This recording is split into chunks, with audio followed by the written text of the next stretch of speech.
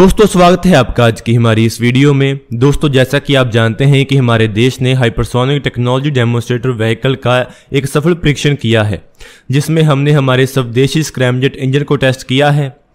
दोस्तों scramjet engine के बारे में आप जानते हैं कि ये एक हाइपरसोनिक मिसाइल को बनाने के लिए एक बहुत ज़्यादा क्रिटिकल टेक्नोलॉजी है, लेकिन ऐसी बहुत सारी टेक्नोलॉजीज़ हैं जो कि हमारा देश डेवलप कर रहा है, जिसमें स्क्रैमजेट, रैमजेट और ड्यूल मोड रैमजेट टेक्नोलॉजीज आती हैं जो कि इसरो और DRDO दोनों डेवलप कर रहे हैं। आज की इस वीडियो में इन सभी टेक्नोलॉजीज़ के बारे में हम डिटेल में बात करेंगे, तो चलिए शुरू करते हैं। दोस्तों जिस टेक्नोलॉजी के बारे में अभी हम बात करेंगे वो है एयर ब्रीथिंग इंजन्स। इससे पहले जो हमारे नॉर्मल रॉकेट इंजन्स होते हैं और जो हमारी मिसाइल्स में बूस्टर इस्तेमाल किए जाते हैं वो सभी सॉलिड स्टेट बूस्टर होते हैं। उनमें जो प्रोपेलेंट इस्तेमाल किए जाते हैं उनमें ऑक्सीडाइज़र और फ्यूल दोनों होते हैं। ऑक्सीडाइज़र और फ्यूल के इस्तेमाल से कंबशन जनरेट किया जाता है, जिससे इन लॉन्च व्हीकल्स को एनर्जी मिलती है। लेकिन जो एयर ब्रीथिंग प्रपल्शन सिस्टम होते हैं वो एटमॉस्फेयर में मौजूद ऑक्सीजन का इस्तेमाल करते हैं, जो कि हमारे एटमॉस्फेयर में 50 किलोमीटर के एल्टीट्यूड तक अवेलेबल होती है। इस ऑक्सीजन के इस्तेमाल से व्हीकल के अंदर मौजूद फ्यूल को बर्न किया जाता है, जिससे वो व्हीकल काफ़ी हल्का हो जाता है, ज़्यादा एफिशिएंट हो जाता है और ज़्यादा कॉस्ट इफेक्टिव हो जाता है। और इसके साथ ही वो ज़्यादा पेलोड भी कैरी कर सकता है। जो एयर ब्रीथिंग प्रोपल्शन सिस्टम होते हैं जब वो हवा में जाते हैं तो उनकी तरफ जो हवा आती है वो उसको कंप्रेस करते हैं और उसके इस्तेमाल से वो व्हीकल के अंदर मौजूद फ्यूल को बर्न करते हैं, और इसके साथ ही वो काफ़ी हाई स्पीड को भी अचीव कर सकते हैं। जो रैमजेट इंजन होते हैं उनके बारे में ऐसा कहा जाता है कि वो मैक 5 तक की स्पीड को अचीव कर सकते हैं, और जो स्क्रैमजेट इंजन होते हैं वो मैक 5 से ज़्यादा तेज उड़ सकते हैं और हाइपरसोनिक फ्लाइट को अचीव कर सकते हैं। ऐसे ही इंजन्स पर हमारा DRDO और इसरो दोनों काम कर रहे हैं, और इसके साथ ही हमारी ब्रह्मोस एरोस्पेस के पास भी एक रैमजेट इंजन अवेलेबल है। तो चलिए इन सभी इंजन्स के बारे में बात करते हैं। सबसे पहले बात कर लेते हैं रैमजेट इंजन के बारे में। रैमजेट एक तरह का एक एयर ब्रीथिंग जेट इंजन है जो कि व्हीकल के फॉरवर्ड मोशन के इस्तेमाल से उसकी तरफ आने वाली एयर को कंप्रेस करता है और उसे कंबशन के लिए इस्तेमाल करता है। इसमें कोई भी रोटेटिंग कंप्रेसर नहीं होता है। इस रोटेटिंग कंप्रेसर के ना होने के कारण ये खुद ब खुद टेक ऑफ नहीं कर सकते हैं। इसके लिए इन्हें एक अलग सॉलिड स्टेट बूस्टर की जरूरत होती है, जो कि इन्हें एक खास एल्टीट्यूड के ऊपर लेकर जाता है और एक खास स्पीड के ऊपर लेकर जाता है, जो कि आमतौर पर मैक 1 की स्पीड होती है। जिसके बाद ही ये इंजन काम करना शुरू करते हैं और इनकी तरफ आने वाली हवा को कंप्रेस कर कंबशन में इस्तेमाल करते हैं। जब ये इंजन काम करना शुरू करते हैं तो जो इनका फ्यूल है वो कंबशन चैम्बर में इंजेक्ट किया जाता है। वहां पर इस फ्यूल को हॉट कंप्रेस्ड एयर के साथ मिक्स किया जाता है, जिसके बाद ये जलना शुरू हो जाती है। इसके बाद ये किसी भी आम रॉकेट की तरह काम करना शुरू कर देते हैं और ऐसी स्पीड के ऊपर पहुंच जाते हैं जहां पर ये सुपरसोनिक स्पीड को अचीव कर लेते हैं। जो रैमजेट इंजन होते हैं वो सुपरसोनिक स्पीड जो कि मैक 3 के करीब होती है उसके ऊपर बहुत एफिशिएंटली काम करते हैं, लेकिन थियोरेटिकली ये मैक 6 की स्पीड को अचीव कर सकते हैं। लेकिन इस स्पीड के ऊपर जाने के बाद रैमजेट इंजन की एफिशिएंसी काफ़ी कम होने लगती है। हमारा DRDO, ब्रह्मोस एरोस्पेस और इसरो ऐसे इंजन्स के ऊपर काम कर रहे हैं। DRDO रैमजेट टेक्नोलॉजी से हमारी solid fuel ducted ramjet missile के ऊपर काम कर रहे हैं। जो हमारी SFDR मिसाइल है उसको नया नाम अस्त्रा मार्क 3 दिया जाएगा। इसका हमारा DRDO टेस्ट कर भी चुका है और ये मीटियोर मिसाइल जैसी टेक्नोलॉजी के ऊपर काम कर रही है। इसमें भी रैमजेट इंजन का ही इस्तेमाल किया जाता है और ये हमारे देश को एक बेहतरीन air to air missile provide करेगा। इसके साथ ही ब्रह्मोस एरोस्पेस भी एक रैमजेट इंजन का ही इस्तेमाल करती है। हमारी ब्रह्मोस मिसाइल में भी एक रैमजेट इंजन का ही इस्तेमाल किया जाता है, और इसी रैमजेट इंजन को अपग्रेड कर अभी ब्रह्मोस एरोस्पेस हमारी ब्रह्मोस 2 मिसाइल के पहले वेरिएंट जो कि मैक 5 केबल वेरिएंट होने वाला है उसको बनाने जा रही है।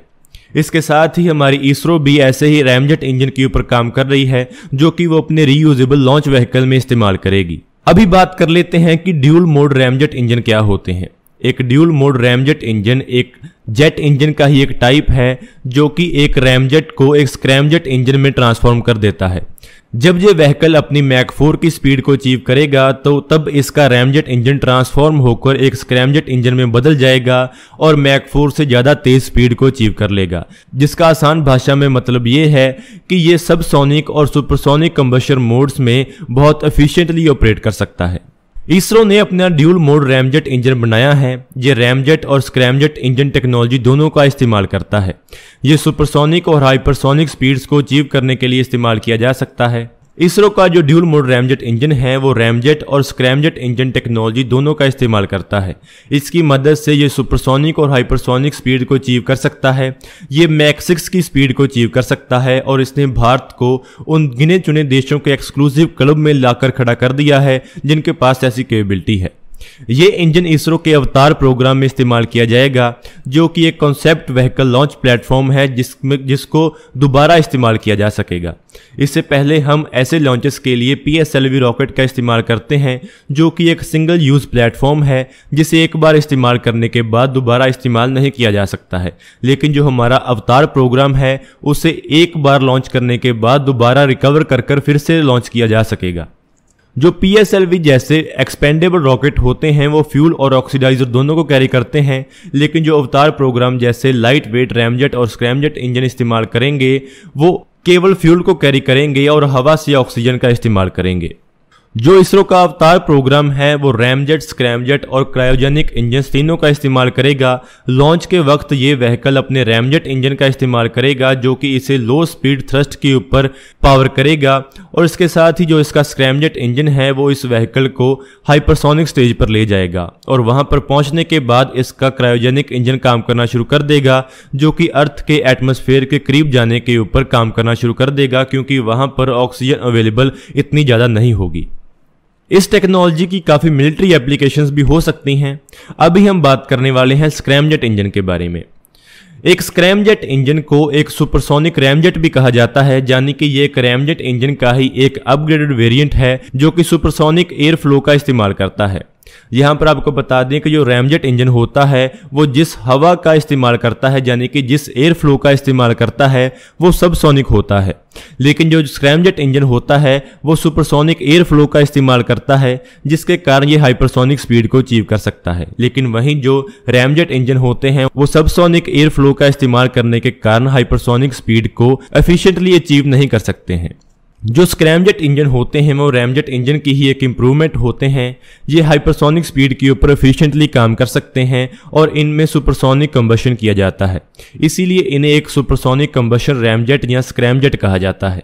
DRDO और इसरो दोनों एजेंसीज ही इस टेक्नोलॉजी के ऊपर काम कर रहे हैं। DRDO ने इस टेक्नोलॉजी का अलग टेस्ट किया है और इसरो ने इस टेक्नोलॉजी का अलग टेस्ट किया है, यानी कि इन दोनों इंजन्स की डेवलपमेंट पैरेलल चल रही है।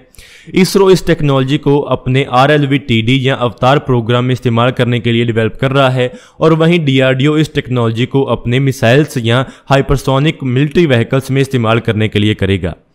DRDO की डेवलपमेंट बहुत तेज चल रही है। DRDO ने कल ही अपने व्हीकल का टेस्ट किया है जिसमें उन्होंने स्क्रैमजेट इंजन की टेक्नोलॉजी को टेस्ट किया है, और वहीं इसरो ने भी ऐसे इंजन की टेक्नोलॉजी को टेस्ट किया हुआ है, और दोनों एजेंसीज के इंजन का ही काम बहुत एडवांस स्टेजेस पर चल रहा है। इसके साथ ही हमारी ब्रह्मोस एरोस्पेस भी ऐसे इंजन के ऊपर काम करेगी जिसके बारे में अभी क्लियर नहीं है कि शायद ये इंजन रशिया से लिया जाए, जो कि उनकी क्रिंजाल मिसाइल में इस्तेमाल किया जाता है। तो दोस्तों, हमें उम्मीद है कि आपको इस वीडियो से पूरी जानकारी मिल गई होगी। अगर आपको ये वीडियो अच्छी लगे तो आप इसको जरूर लाइक और शेयर करें। Thanks for watching this video. जय हिंद, वंदे मातरम।